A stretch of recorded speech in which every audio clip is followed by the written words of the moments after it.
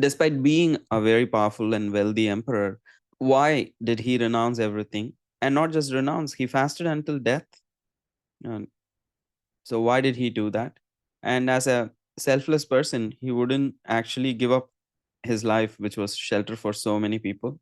So why did he do that? So that was a natural question. So these are the questions that we are going to explore in these chapters from 8 until the last chapter of this particular canto, which is 19. So the rest of the 11 chapters is dedicated predominantly to Parikshit Maharaj.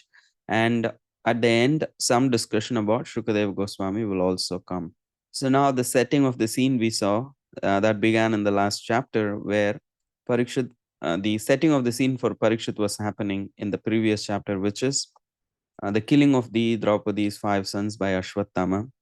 And when he got cornered, out of fear, he released Brahmastra to attack Arjuna, and Krishna told him to counteract it.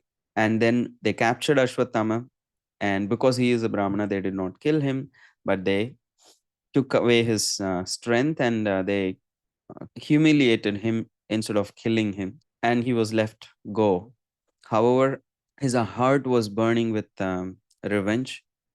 Without having any idea about it, the others go about doing the oblations to the deceased, to all those people who died in the war of Kurukshetra and after. So they perform final rituals for all of them, and they're all present. And we saw last week, the last session, how that whole chapter beginning was explained that after the war, the Pandavas, along with Draupadi and the various other women like Gandhari and Kunti, everyone, they all went to the Mother Ganga to offer water and lament for their deceased relatives. So after performing the oblations, they bathed in those sanctified waters of Mother Ganga, which was purified by the dust of the Lord's lotus feet. They sat together in grief, sharing that sadness, which was very natural. Yudhishthir, or Kamaraj, and all his Pandava brothers, Draupadi, everybody was present along with Lord Krishna. So, seeing them all lament, Lord Krishna, along with the sages, explained the inevitable laws of the cosmos, the cosmic order, the inevitable laws of the Almighty, and their effects on all beings, that nobody is spared from it. And they are all bathing in Ganga, which is sanctified by Lord's Lord. And then they are also hearing the words of Krishna, which is also spiritual. So in that combination, they all feel very touched. And then we see Sutta Goswami explains that the unjust takeover or cheating of the kingdom of Yudhishthir by Duryodhana and his allies had reversed, had been reversed by the grace of the Lord, like by Krishna's mercy. And many others got actually destroyed. Many unrighteous kings like Jarasandha and so many people would eventually be destroyed also. And they all got destroyed. Some actually perished due to their offense to Draupadi. Because of insulting Draupadi, they all died. So in this way, Krishna arranged for Yudhishthira Maharaj to be glorified by making him a king again. And then he also made him perform 3 horse sacrifices, Ashwamedha, bringing him widespread fame like that of Indra. Then Krishna thought, okay, it's time. I have achieved the agendas. So it would be a good time to get back to Dwarka. And as Lord Krishna prepared to return to Dwarka, having been honored by the Brahmanas led by Vyasadeva, he saw Uttara was rushing toward him in fear, and she helplessly appeals to and prays to Krishna, please, O Lord of the universe, I beg for your protection from this fast approaching fiery weapon. Please, I'm not asking for saving myself. I'm willing to sacrifice myself. But please save my unborn child in my womb, because that's the last heir of this Pandava dynasty. So Krishna, hearing her words with affection, immediately understands that Ashwatthama had released a Brahmastra to kill the last surviving heir of the and also the Pandavas themselves. So as the weapon approached, the Pandavas are like readying to counteract it, but Krishna understands the graveness of the situation, and he understands these are surrendered devotees. I don't think they can actually handle it. So he personally steps in and counteracts all the 5 Brahmastras, And also, specifically, the Brahmastra aimed towards with his own Sudarshan disc, chakra. So, entering the womb of Uttara, and he protects the embryo of Parikshit Maharaj. And by his own internal energy, he covers him and revives him. It is said he was already dead. So, he completely revives him and brings him back to life by his internal energy. So, though the Brahmastra was invincible, that nobody would be able to defeat it, it was neutralized by the power of Lord Krishna, and everybody kind of experiences it. So, in that moment, Sutta Goswami is reminding that such wonders are not surprising for the Lord. He creates, maintains, and destroys all of these transcendental, all of this cosmos with this transcendental energy. So, it's not a big deal for him. But still, everybody was touched. And in that moment of gratitude, Mother Kunti actually begins to pray. Now that Krishna is about to leave, now after saving Parikshit and Uttara, he is again he's on his way out. So then Kunti Maharani is praying to Krishna, also in a mood of wanting him to stay more. At the same time, she also understands the pain that the Dwarkavasis might be going through, because she also understands when Krishna has left. For many times, Krishna was not always with them, externally speaking. She was always connected. She also understands what it means to be separated from Krishna. So she understands the pain of being separated Krishna. So she feels bad for Dwarka. At the same time, she feels very heartbroken by Krishna's departure from Kurukshetra, Hastin. So that's why she offers her heartfelt prayers in this section. So today we have only until 10 today. So I thought we will do a summary of all the prayers of Mother Kunti together like a dialogue, and then have some discussion. And next week we can take purports and verses in the order, because purports also have extra points. But we can go through this whole dialogue like a dialogue, this prayer. And this is based on the commentaries. So that's what is the plan for today. And with all of your blessings. So this is prayers by Mother Kunti, and it spans, like, it's a long prayer from verses 17 to 43. And as I said last session also, she's not praying to her nephew. She's praying to that personality she just experienced, one who saved using using his extraordinary powers. Is Yogeshwara. He is that supreme Lord. So her prayers of begins with a very formal address, addressing the supreme Lord, not her nephew. So she begins as, "O Supreme Lord, the original person." So then the acharyas are naturally saying, "My dear aunt, like, I am your nephew. How can I be the original person? In fact, younger to you. So in what logic are you like praying to me?"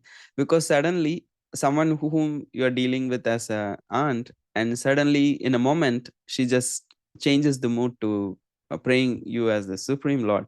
So then naturally Krishna feels, "Oh, why do you shift gears now? We are like family, and suddenly you're praying in a very formal way." So he's saying, "No, how can I be original person? I'm younger to you." Mother Kunti these are dialogues written by Vishwanath Chakravarti Thakur and other commentaries. So Mother Kunti is replying like, "No, the Lord, you are the supreme controller beyond material nature. You are not just my nephew.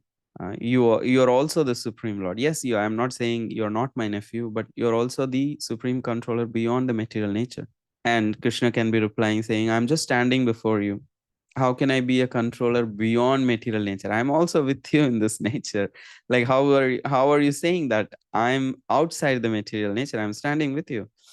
And that's when she says, "No, you're just standing before me, but you're also inside and outside of everything and invisible to all jeev." And then Krishna can reply saying, "My dear aunt, I'm standing before you, and you still are saying I'm invisible. Like, how is it possible? Like, you can see me, I can see you, and how do you call me as invisible?" She prays, "We just experienced it, Krishna. We just experienced it. You were just with us, but you also entered the womb of Uttara and protected the baby. So you were inside, you were outside of everything, and you also entered into the womb of Kunti, and protected the child. And we could not clearly see it, but still, you had that power to, because you are present in everything." That's why we are not able to really see with our eyes all your transcendental powers. And that's when she says, because the eyes of the conditioned souls are covered by a curtain of Maya Javanika Channam, she prays. So ignorant people like me, like us, in Sanskrit, when instead of saying me, they say us many times. So ignorant people like us cannot see you. And Krishna is saying, you are seeing me, you are praising me. You know that I exist outside the material nature. You know I can be beyond, like I can be inside and outside of everything, and I can be invisible. You're saying all of these things. That means you can both see me and also you know me, that you are able to praise me. So how can you say that you are a conditioned soul covered by the curtain of Maya and ignorant of me? You're just able to know who am I, and you're praying very eloquently. How can you say you're ignorant? And that's when she says, only advanced devotees can know what a woman like me can actually know. It's not possible that how can a woman like me know you? And that's when Krishna says, no, you are an advanced devotee, you are very perfect, you are very fortunate. I don't think you are not advanced just because you are a woman. Those munis and sages may be in renounced order or living in forest and performing austerities. That does not mean you are not an advanced devotee. So you are also an advanced devotee, you are perfect, and more than that, you are very fortunate. And that's when Kunti Maharani replies, I don't consider myself fortunate. I think those who have prema bhakti, like intense devotion to you, like Vasudha Maharaj, Gopas, and the Gopis, are far more actually fortunate. And that's when we sing this verse. Some devotees also sing this verse before the Bhagavatam class, and it's very famous. Even before coming to bhakti, I've heard this. Krishnaya Vasudevaya. So the acharyas explain in this connection she is speaking. So suddenly, why is she saying that verse? Because she's saying all these devotees, they are fortunate. How can I be fortunate? So they was fortunate. Krishna, Gopa, Kumara. So there is a meaning Govinda, which is also one who gives pleasure to the senses, but also it can mean one who gives pleasure to the Gopas and the Gopis. Govinda, one who offers pleasure to the Gopis. So that's why she is covering all the rasas, especially the Sakduriya. She's saying they are all really fortunate. They have intense devotion for you, and I don't think I don't have that level of love. So I may not be that perfect. But she also differs immediately. She says, in fact, however, I'm also very fortunate. Krishna says, okay, decide your mind whether they are fortunate or you are fortunate. So she says, see, I may not be as perfect as them, but I'm also very fortunate. I and then naturally the question, how are you fortunate? And she says, because I'm able to see your beautiful form like lotuses. This famous verse that which describes all the parts of the transcendental body of Krishna, compares it with lotuses. So in fact, like I consider myself more fortunate than the Devaki. We'll go detail in when those verses come. So this is supposed to be a summary, so I'm just going over. So she explains the beautiful form of the Lord, his navel, his lotus feet, his face, all of that compared to a lotus. And then she says, why does she consider herself more fortunate than Devaki? Because Krishna, when Devaki's sons were killed, he did not save them, because Kamsa was killing one after another the six sons of Devaki. When they were killed by Kamsa, Krishna did not immediately save them. But she says that you saved me and my sons from so many dangers. Like this, she lists the various dangers. Mahan Vishagne, like poisoned food that Bhima was fed by Duryodhana, and the Varanavata lac house, which was built to actually burn down all the Pandavas. So Krishna protected them from that fire. And Vishya's assembly, which is the Kaurava assembly in which the gambling match happened, and also the most atrocious thing of disrobing of Draupadi. So Draupadi was saved in in that assembly, where no one as great as Bhishma or Drona or even Vidura, none of them could actually save her own husbands. None of them could save Draupadi. It was Krishna who saved. So she says, "Oh, you saved us from the poison, food, fire, cannibals." When they were like in the forest, Hidimba, and there were some cannibal episodes also. Krishna, they get saved from that, and from the vicious assembly. And there's so many sufferings during their exile, like Durvasa visiting them, or various other episodes that incognito Kichaka was there, and so many other ways that they were troubled, and Krishna always protected them. And great fighters in the battlefield of Kurukshetra, they had just passed that danger. It was just very fresh a few days back, that huge battle of 18 days, in which so many of them were dead, except her sons. And then, okay, now when they thought everything is over, finally Duryodhana is done, and they don't need to worry about anything, and they just started relaxing, and Ashwatthama released the weapon. So the life was like crisis after crisis, especially Kunti's life. You can imagine, from losing her husband early to being like being a foster child, to losing her husband, to everything. Like, she's been just going through a string of difficulties in life, like hard life. It was a very hard life. Though she was born into the royalty, her life was very hard. So now, from eventually, finally, from the dangerous weapon of Ashwatthama, twice Krishna saved her family. So she's expressing that you saved us from so many dangers that even Devaki did not have that fortune. So and then Krishna is saying, okay, all that you care about is that you get saved from dangers. That's all. So she says, no, I'm actually grateful for those dangers in our lives. So I'm not saying like you're only here in my life because I want protection from the dangers. In fact, actually, I'm very grateful for those dangers, because of those dangers, we continuously had your association. We remembered you. We were dependent on you. We were helplessly praying to you. So you were always present with us.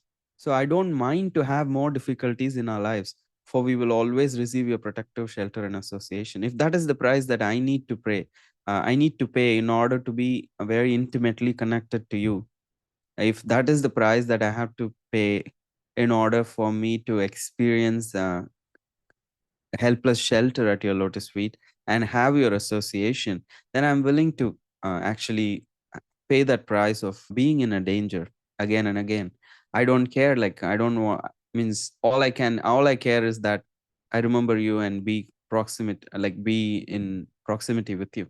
And then she goes on to pray in that mode that, oh, people think the shelter and the security in material things, like that high birth, opulence, education, beauty, all of these securities, people think they are the shelter and security in this world. By having all these things, they can be very secure in this world. However, these securities of this world are actually worse dangers than the dangers of this world, because it's very unlikely someone with a high birth, opulence, or education and beauty, because of those very qualities, it is very highly likely that may actually turn away from Krishna. However, they say, right, there are no atheists on the battle line, in the front line of a battlefield. So when these dangers are very much apparent, and we are going through them, we don't know anybody other than Krishna. Naturally, the illusion of the world gets dispelled. So that's why she is saying people are thinking these things are shelter and security. Actually, they are worse dangers than the external dangers. What people consider as dangers are much better than what people consider as shelter and security in this world.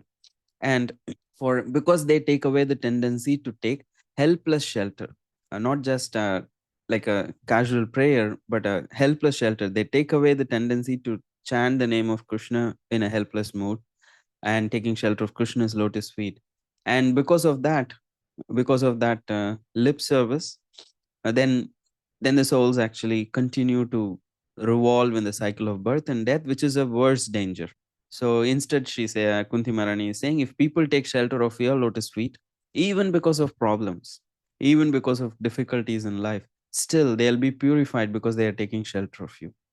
So you become the wealth of those who don't have any other wealth in this world, because the wealth of your association is beyond the influence of the three modes. So that is when Nishkinchananam, she speaks about how Krishna belongs to those who have no other shelter. So she's expressing her mood. And then now there's going to be more philosophical, that since Krishna might be saying, okay, you mean like I I cause problems to people. So then she's clarifying those things also. Since you are the time energy, So you destroy those who offend your devotees. So, however, it does not mean you're just partial, you're equal to all, because you open the doors to become a devotee for anyone and everyone. But if someone chooses to be on the opposite side, so then he can do anything. So you are an abode of conflicting qualities. Your pastimes are bewildering and are not understood by anyone. And again, she goes very philosophical. She says, you're unborn and inactive. However, you appear even in the society of animals, aquatics, and humans. And fear is afraid of you. However, you are afraid of Mother Yashoda. So suddenly the mood goes from philosophical to now she's remembering. So you are, fear is afraid of you. Basically, she's saying how hard it is to understand Krishna. He is equal to all, but he actually takes the side of his devotees to protect them if someone offends them. Still, he is already equal to everyone. So people cannot understand how can be someone to be equal to everyone and also be partial to his devotees. And then that's why she's saying you're an abode of conflicting qualities. People just cannot understand your pastimes. They are very bewildering. Why? Because you may be seen as a small child. And then she's giving an example of a bewildering pastime. Krishna may be asking, why do you consider my pastimes as bewildering? So that she's okay. This is the example because you are unborn and you are passive in the sense of material engagement, still appear in the society, not just of humans, even in animals and aquatics. And another example she is giving that fear is afraid of you, but you are afraid of Mother Yashoda. So how can people understand? If they see a child who's running away from his mother and afraid of his mother and crying, shedding tears and shivering in fear, naturally they will think, oh, this boy is afraid. But fear is afraid of you. You are completely fearless. You're anyone who takes shelter of those lotus feet, they become fearless. What to speak of the personality who has those lotus feet himself? So these activities of you are very bewildering. It's very hard for people to understand you. And naturally, the question is, okay, if this much positive enough effect is there in taking my shelter, why are not people taking shelter of me? If there is so much benefit that people can get out of the cycle of birth, and if they can go beyond the influence of the three modes by having my shelter, then why are not people taking my shelter? So that's why she's saying, oh, you're so hard to understand, you are very bewildering.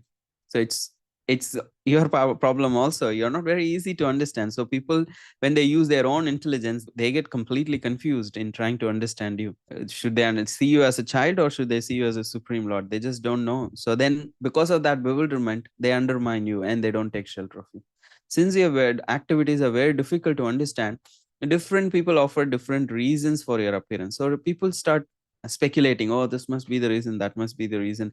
Krishna could have done this for that, or why did Krishna do this, why did Krishna do that, Krishna was such and such person. So all kinds of academic scholars and philosophers, their brains get short circuited when they have to analyze what Krishna is doing.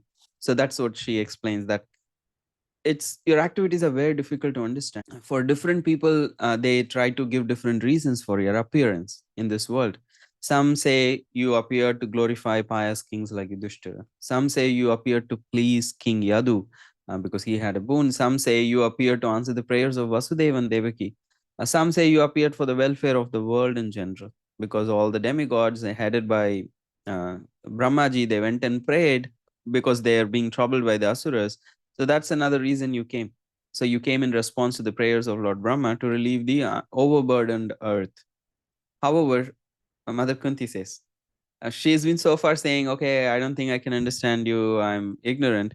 But after all of these people, different people interpreting reason for Krishna's appearance, she says, however, I feel the real reason for your appearance is to rejuvenate the processes of devotional service like hearing, chanting, and remembering you, so that the conditioned souls, by engaging in devotional service to your lotus feet, might be freed from the pangs of suffering caused by sinful actions as a result of material desires arising due to ignorance in their hearts. I'm sorry for the long translation because that's what she says. That means there is ignorance in the hearts. Because of that, there is material desires. Because of that, there is sinful actions. And that sinful action reinforces the ignorance, reinforces the material desires, keep the soul go around and round and round in the cycle of birth and death.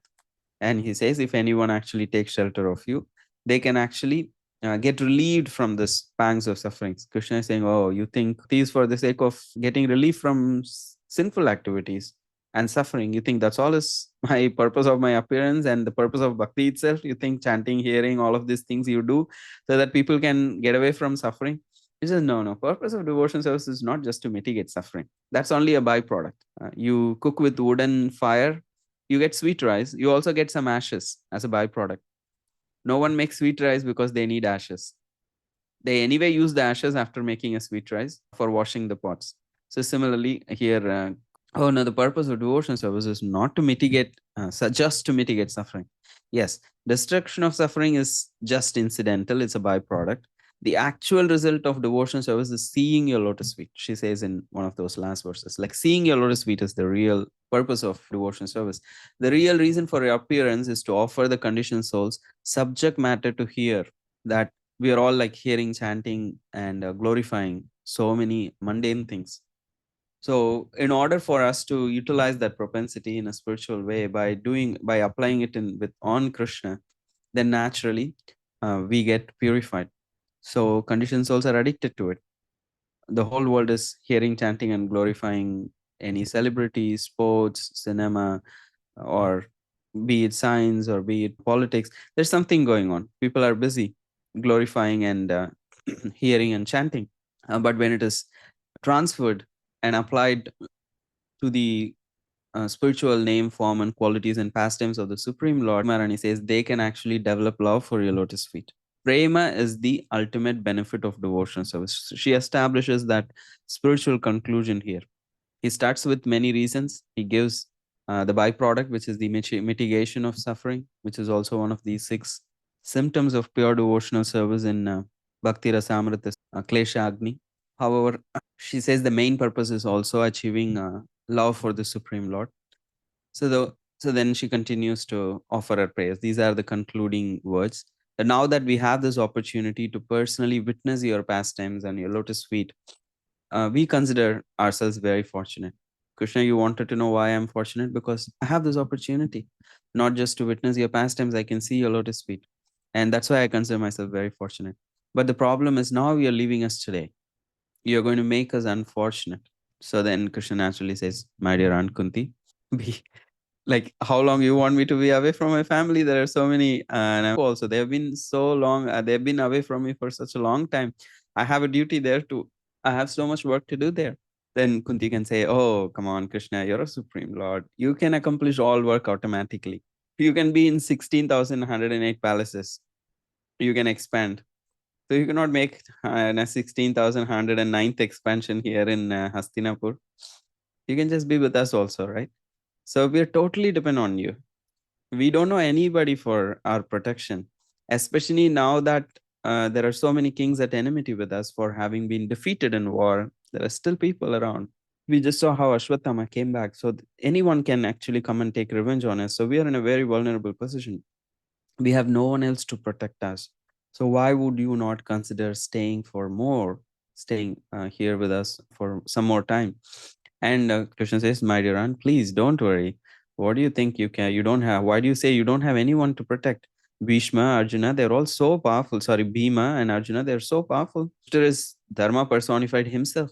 So there will be no danger. And the Yadavas are your friends, and we'll be at your disposal anytime you need us.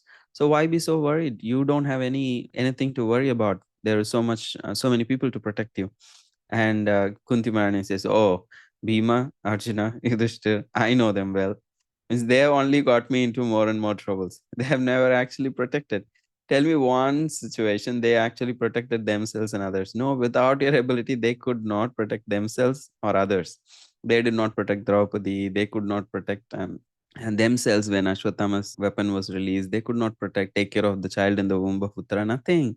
So without you, Krishna, all the strength and the fame and the activities of all these parts, it's all useless like a dead body without a soul. It's all just names. All you are empowering them, so they come around as great people. Otherwise, oh no, I know them. They are without you, they don't have any power. So in a way, she is convincing Krishna to say it's not that the Pandavas are not great. They are great devotees, but for her, it is very clear that the empowerment is coming from Krishna. So without him, they're all useless. So when you leave our kingdom, it'll no longer be prosperous, Krishna, because your lotus prince, the lotus prince of your lotus feet, is what making it very glorious. Is what making Hastinapur a very valuable place, because you are here and your lotus footprints are here. And once you go, it'll not, it'll no longer be. So if you are here, and then she goes through this intense emotion. She also understands what Krishna said. Yeah, the family in Dwarka is going to be also experiencing separation. So that's when she says, "Oh, if you're here, my paternal family, the Vrishnis, will suffer in separation from you. If you go, my sons and I, the Pandavas and me, we will suffer in separation from you. Especially this side of my family, either my paternal family will suffer in separation, or my sons will suffer in a separation from you."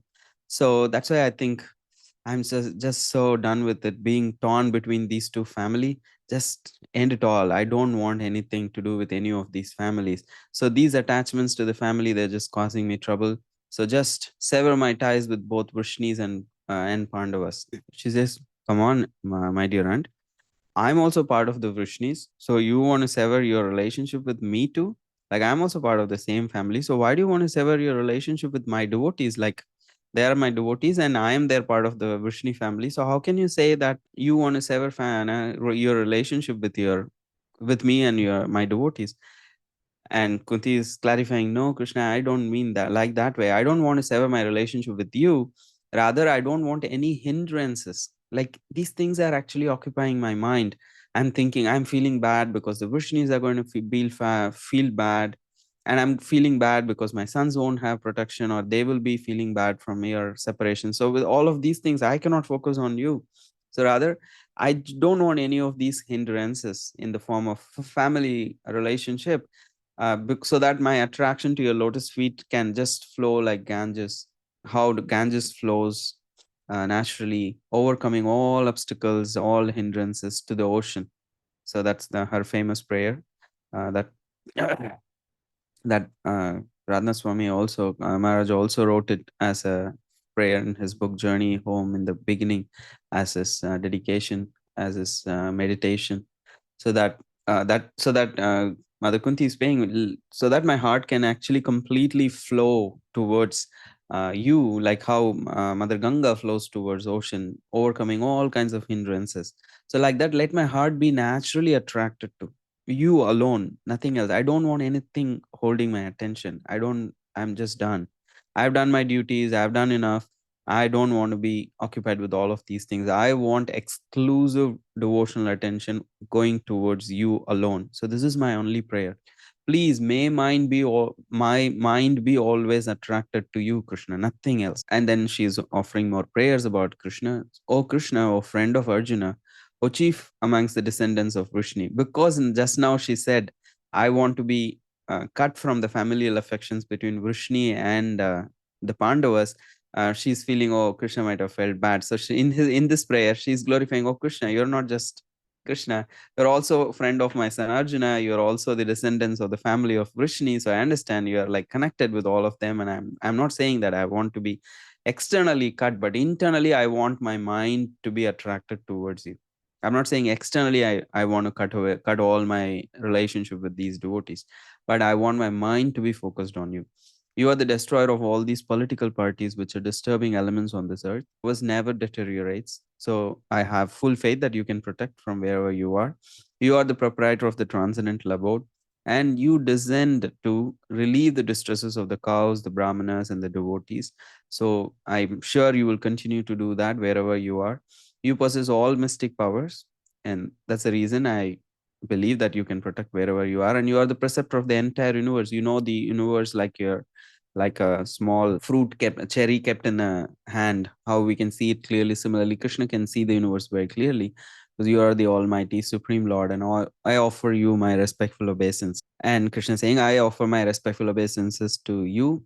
And no, this is Kunti Marani saying, "Now do as you desire," because she's wanting to, initially she wanted Krishna to stay back, but now that understanding the pain of the Dwarkavasi, she's saying, "Okay, do as you desire, Krishna." So now that Krishna convinced Kunti Devi and exchanged such loving exchange dealings with her, he smiles and then he gets ready to leave to Dwarka. And that's when there's going to be more drama. Yudhishthira Maharaj is going to come and then he is going to lament in such ways that Krishna cannot console him. There is a reason. Krishna also wanted to glorify Bhishma Dev. So that last part is there after this. So we will take all of that in the next week. It might take some more time for us because to go through the purpose of all of Kunti Maharajini's prayers and and the verses themselves and like that, we may take some time to complete her prayers. And then the last section is a shorter section where Yudhishthira Maharaj is praying to Krishna and Krishna is unable to console him. And then eventually they go to meet to Bhishma Dev. And the next chapter is again an amazing chapter where Bhishma Dev offers his prayers and mood, and how we can see all these great devotees, Kunti Devi and Bhishma Dev, they have such love for Krishna. They have such emotions. Their heart is rich with emotions for Krishna. Their absorption in Krishna is so exemplary. And they were in the midst of one of the craziest circumstances that we all can think about.